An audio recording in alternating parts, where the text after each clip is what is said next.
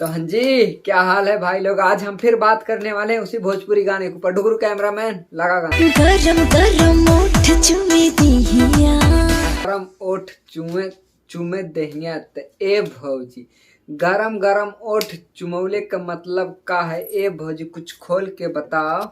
कोरा में तुले राजा कहिया, कोरा में तू लेबे कैला राजा त ए भौजी। कोरा बिना भुखाइल बाड़ू की कुछ औरी बिना ए भौजी। चनार के पसंद करके कली कचनार के पसंद का के त ए भौजी। काली कचनार के पसंद का के की कुछ औरी पसंद का के ए भौजी। केहू काटे गाल, केहू चाटे ओठन लली, तो केहू काटे गाल तो केहू चाटे उठ लिया तो ए भौजी। कहीं उहे 10 रुपया वाला माल ते ना हो।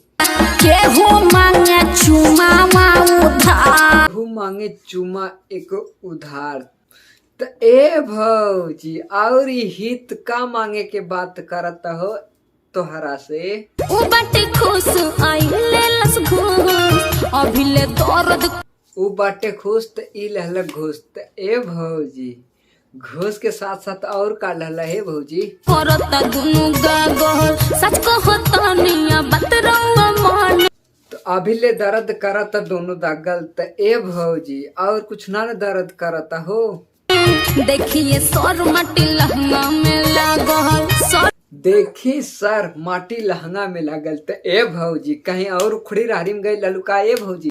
त ए भौजी और का करे गए लालू हो कि लहंगा में तोहरा माटी लागल कि कहीं और गए लालू ए भौजी। समियाना में ले जाके मजा मारा नहीं है, समियाना में ले जाके मजा मारा नहीं है। तो ए डुगरू कैमरामैन, तू भी किसी को समियाना में ले गया है? नहीं ले गया। अच्छा, ऑर्केस्ट्रा देखने तो गया ही होगा। तो ए भौजी, समियाना में मजा मार ली कि कहीं और ये भौजी पड़ेगी। तो ए हित ए डांसर के साथ का छेड़छाड़ करता हो।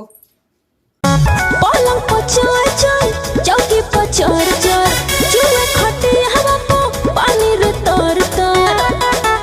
पालंग पे 4-4 चौकी पे 4-4। तो ए भौजी आज तक हम ई सुन ले रहनी। तो ए भौजी आज तक हम ई सुन ले रहनी कि खटिया 4-4 करे, तू तो चौकी 4-4 करावताड़ू ए भौजी। तो ए भौजी तो ए भौजी तो और कुछ ना 4-4 करता। और कुछ अगर बाकी 4-4 करे तो हमरे डुगू कैमरामैन से संपर्क करें। राजा जी कोमरिया पिरा, ना राजा जी कमरिया पिराता। तो ए भौजी तो ए भौजी तो ए भौजी चौकी के लोड एमिन ना सपौलू का कि भैया कौन हिसाब से चौकी पे सुतावत रहने। खल घाव ताजा होई हो, तो का कहलू ए भौजी। तो दुखाला घुआ ताजा हो। तो ए भैया और का भौजी के दुखाला हो। काफी जोर जवानी झटका मरले बा का ए भौजी। हमरा डुगरू कैमरामैन से मिलला। पातर दोबारा पन्ना जइहा बाबू, जोर समझ में है कुछ ना, मुझको भी समझ में नहीं आया। पातर दुबार पे न जइहा बाबू, जोर धाके अजमैया बाबू। त ए भौजी और का चीज आजमावे के कहता हो एमिन कालू भैया से। और कुछ आजमावे हो तो कालू भैया से आजमा ले। ए कितना खिएबा उतना खाई भौजी। त ए भैया और का खियावे के बात एमिन करता हो ए भौजी से। चाहे ना हरदिया होला ना दर, चाही ना हल्दी होला ना दर्द। त ए भौजी एमिन तोहके काहे ना हल्दी चाहिए हो कि तोहरा के दर्द ना होला। ए भौजी तोहरा के हल्दी के जरूरत ना पड़ी। त ए भौजी कुछ हमरा के बतावा कि काहे तोहरा हल्दी के जरूरत ना पड़ी। ए भौजी कमर के हमरा नंबर 34, लपके तमारे ला झटका दे जोड़, कितना मरद के दर्द हम कबरनी तू लगा लो ना। कमर के नंबर 34। तो ए भौजी हम ई कह चाहतानी कि तोहर कमर की कुछ औरी हो कि तोहरे कमर के नंबर 34 बा। जो कि देख लेनी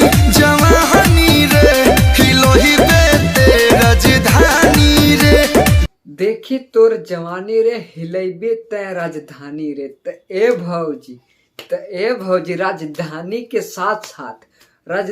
साथ के विचार बा ए भौजी। और कुछ हमके बता, एमिन ते जिला हिलेबी की और कुछ हिलेबी ए भौजी। ते गजब की चीज रखले बाड़ू ओढ़नी में बानी हो। त ए भौजी ई ओढ़नी में ऐसन कॉमन चीज बनले बाड़ू कि इतना गजब बा कि दूसरों के मन भाई गले ए भौजी। गजब के चीज रखले रे ओढ़निया में ते बानी रे।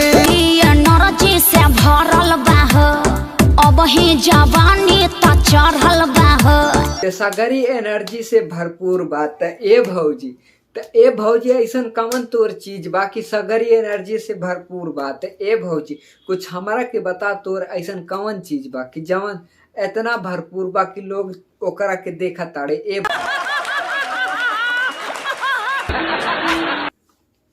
भौजी। अब ही तोहर जवानी चढ़ल बा